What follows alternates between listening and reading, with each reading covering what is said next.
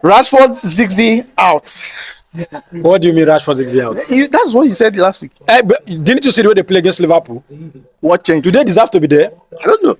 Well, they reacted well in this game. They reacted well. 3-0 and then Rashford scored, so it's okay. It's a good reaction from that shambolic performance against Liverpool. But today there is something about Ziggy. I don't still get it from Ziggy. What do you think? What do you think about him? Well, today I think the goals is just lacking, but the entire team play was there. The touches, the 1-2 and everything. His link-up play today was absolutely fantastic, but the goals is just missing. But in terms of his all-round play, I think he has done something more better than the game against Liverpool. Then Rashford, Yeah, impacting the game today positively. Do you have any words for him?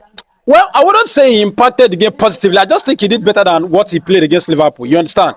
The Rashford we know there's still levels that he needs to go up to. You understand? Yeah, he scored today a very good goal at that. That was a classic finish, you get. But there's still room for improvement. Rashford should be somebody who's going to dominate his marker 90 minutes. If he plays 60 minutes, I expect him to dominate his marker for that 70 minutes.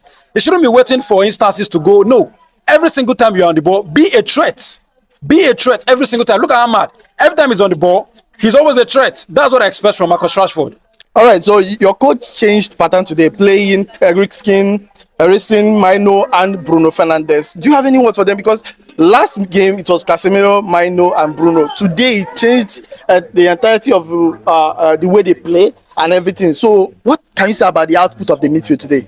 Well, see, the thing is, I've always been somebody who is always saying that you must not necessarily have a powerful DM.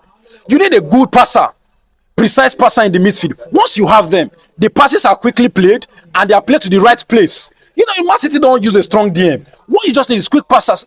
Busquets is not a strong DM. Camavinga is not a strong DM. You just need players who can pass quickly and precisely. Once you have that, the midfield row is settled. Look at what he did today. He brought Eriksen in, a good passer, alongside Kobe Mino, a good ball carrier and a good passer likewise, you understand? And then he shifted Bruno up to the top of the pitch where he's not going to impact the passes way too much, because Bruno, being the person who controls our tempo, kills the game. Too many wrong passes gives the opposition momentum, and Bruno is known for losing too many passes because he's always trying to risk the pass. You understand? But today we made sure that the number of ball that went to Bruno was limited, and then Eriksen and Kobe control the game. Next game, what I want also for him to do is make sure probably keep Kobe on the bench, play Eriksen and Ugarte. You understand? Because Eriksen can control the game and allow Bruno to be limited away from controlling the game and just be in the attacking area. So what about Diego Dalot's play today? See, you know me already. I'm not a fan of Dalot, so I'm not surprised. He cannot surprise me anymore. You understand? You're not surprised? I'm not surprised. This is what I expect. The abnormality is when he plays well. It's not abnormal for him not to play well. Yes. Don't you think he's having a bad day? It's not about having a bad day. Dalot has been in Manchester United for close to 4 seasons, and he has been like this. Do you trust him? Does any Manchester United fans trust him? No. No football fans trust him. So this is why, whatever the coach wants to do with Diallo, that's his choice. But for me, I don't want Diallo to be in that team. So today, Lisandro Martinez was limping off the pitch. Is that an injury concern? Is there anything? A number of players went out. I don't think any of them was injured. It was just precaution. Like I said, we have over 60 games to play this season. So anybody who you see has an injury scare, take them out before it becomes something else. You manage it, and then we have a big squad, so we have to use it. Lindelof is still coming. You understand? Yes, we have a big squad, so we must use every single person. And the more minutes you give to everybody on the bench, they have the rhythm to play. And Anthony too was sidelined again, once again today. Well, with the way Ammad is playing, I think Anthony is going to have a long time on the bench. Yes, with the way Ammad is playing, Anthony was given more than half of last season to prove himself. He was doing nonsense.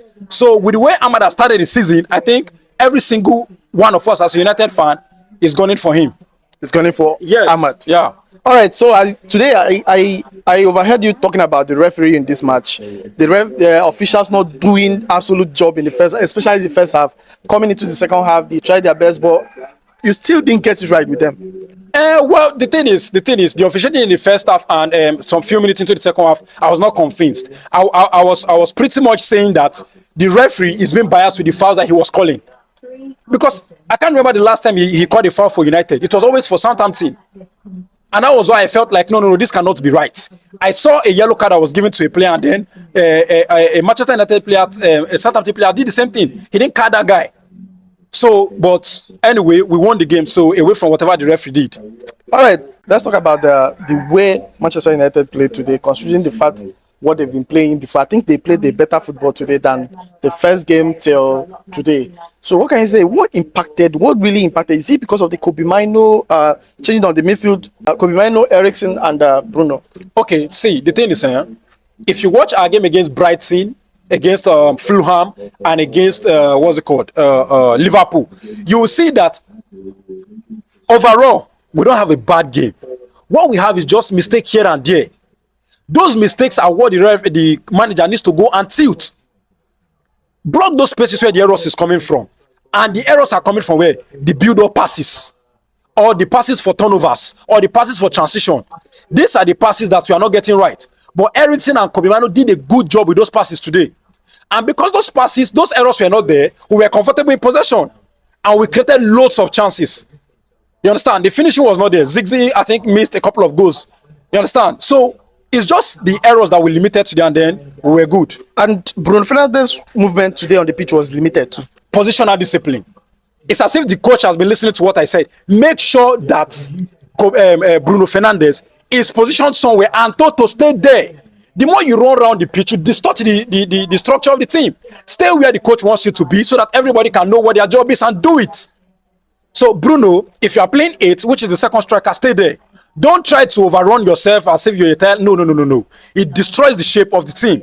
Today, he managed to stay where they kept him, though he had a quiet game, which preferably I wanted so.